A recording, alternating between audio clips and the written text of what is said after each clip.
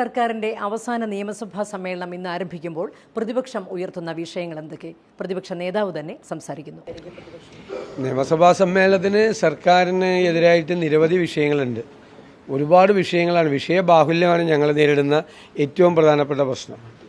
ഇപ്പോൾ ഗവൺമെൻറ് ഈ തെരഞ്ഞെടുപ്പിലെ തോൽവി ഉറപ്പായപ്പോൾ സർക്കാർ പണമെടുത്തുകൊണ്ട് തെരഞ്ഞെടുപ്പ് പ്രവർത്തനം നടന്നുകൊണ്ടിരിക്കുകയാണ്. വീടുകളിലേക്ക് വോളണ്ടിയർമാർ CPM-കാരെ വോളണ്ടിയറായിട്ട് അയച്ച് സംസ്ഥാനത്തിൻ്റെ ഖജനാവിൽ നിന്ന് പണം എടുക്കുകയാണ്. ഒരുപാട് സ്ഥലങ്ങളിൽ പിൻവാതിലൂടെ നിയമിച്ച ആളുകളെ സ്ഥിരപ്പെടുത്താൻ നോക്കുകയാണ്. അപ്പോൾ യഥാർത്ഥത്തിൽ വരേണ്ട ഒരുപാട് ആളുകളുടെ അവസരങ്ങൾ പോവുകയാണ്. പിൻവാതിലൂടെ നിയമിക്കപ്പെട്ടു. അങ്ങനെയുള്ള നിരവധി പ്രശ്നങ്ങൾ കാർഷിക മേഖലയിലെ പ്രശ്നങ്ങളുണ്ട്. അതുപോലെ തന്നെ തീരപ്രദേശത്തെ വിഷയങ്ങളുണ്ട്. ജനങ്ങളെ ബാധിക്കുന്ന ഒരുപാട് പ്രശ്നങ്ങളാണ്. ഇതിനൊന്നും മറുപടി പറയാൻ തയ്യാറാകാതെ ഒരു നടപടിയും ചെയ്യാതെ സാമ്പത്തിക സ്ഥിതി പരിതാപകരമായി നിൽക്കുകയാണ്. ഒന്നും ചെയ്യാൻ പണമില്ല. സഹകരണ രംഗത്തുനിന്നും പണം കടമെടുക്കുകയാണ്. അല്ലെങ്കിൽ തന്നെ സഹകരണ മേഖല പ്രതിസന്ധിയാണ്. അതിനെ വീണ്ടും അതിൻ്റെ പ്രതിസന്ധിയെ ആഴത്തിലേക്ക് കൊണ്ടുപോകുന്ന രീതിയാണ്. അപ്പോൾ വിഷയബാഹുല്യമാണ് ഞങ്ങൾ നേരിടുന്ന പ്രശ്നം. അതിനെ ഏറ്റവും സമഗ്രമായി വിഷയങ്ങളിൽ ഒതുക്കി കൊണ്ടുവന്ന് നല്ല രീതിയിൽ സർക്കാരിനെ ഞങ്ങൾ തീർച്ചയായിട്ടും ചെയ്യും. അതും വലിയ വിഷയമാണ്. ഏറ്റവും പ്രധാനപ്പെട്ട വിഷയം ശബരിമലയിലെ സ്വർണ്ണക്കൊള്ള തന്നെയാണ്. ആ സ്വർണ്ണക്കൊള്ളയിൽ ഞങ്ങൾ ഉന്നയിച്ച ആരോപണം ഈ ദ്വാരപാലക ശില്പം ഉൾപ്പെടെ അത് കോടീശ്വരന് വിറ്റുകയാണെന്ന് ഞങ്ങൾ പറഞ്ഞു. അതിപ്പോൾ അതിലേക്ക് പോവുകയാണ്, യാഥാർത്ഥ്യത്തിലേക്ക് പോവുകയാണ്.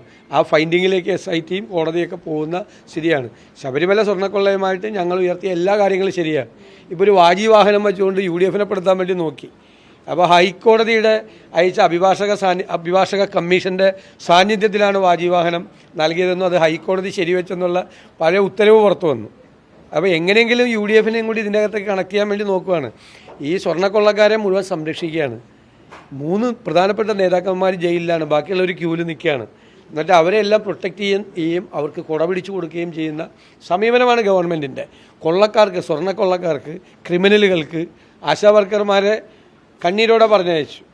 എന്നിട്ട് തടവുകാരുടെ വേതനത്തിന് ഒരു കുഴപ്പമില്ല.